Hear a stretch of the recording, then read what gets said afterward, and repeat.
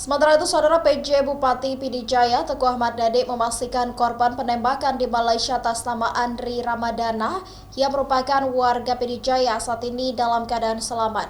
Menurut keterangan keluarga korban, Andri hanya terkena serpihan peluru di bagian tangan sebelah kanan. Kini Andri masih berada di Malaysia.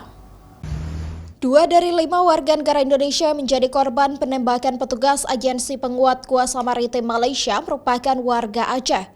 Salah satunya adalah Andri Ramadana, berasal dari Kampung Gede, Kecamatan Pantai Raja, Kabupaten Pidijaya.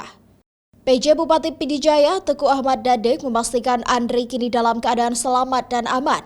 Karena menurut keterangan keluarga korban, Andri hanya terkena serpihan peluru di bagian tangan sebelah kanan. Ya, benar bahwa masyarakat kami ya yang bernama Andrian, yang beliau itu berasal dari Kampung Gede di Pantai Raja, Kabupaten Pidijaya, mengalami penembakan dari pihak Marine yang ada di Malaysia, tapi yang bersangkutan dalam keadaan selamat. Hanya kena serpihan peluru di tangan sebelah kanan kalau tidak salah saya. Dan sekarang beliau tetap di Malaysia, melaksanakan kegiatan sebagaimana sehari-hari. Ya, insya Allah dia baik-baik saja. Kita juga sudah mengutus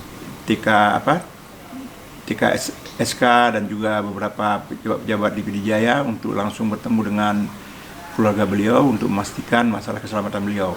PJ Bupati juga sudah mengutus petugas tenaga kesejahteraan sosial kecamatan atau TKSK dan pejabat pemerintah lainnya untuk bertemu dengan keluarga korban untuk memastikan kondisi terkini korban. Sebab Andri saat ini masih berada di Malaysia. Namun sayangnya ayah Andri dalam kondisi kurang sehat karena baru sembuh dari serangan stroke, sehingga tak banyak keterangan yang didapat dari keluarga korban. Nova Misdayanti, Kompas TV, Pandacah.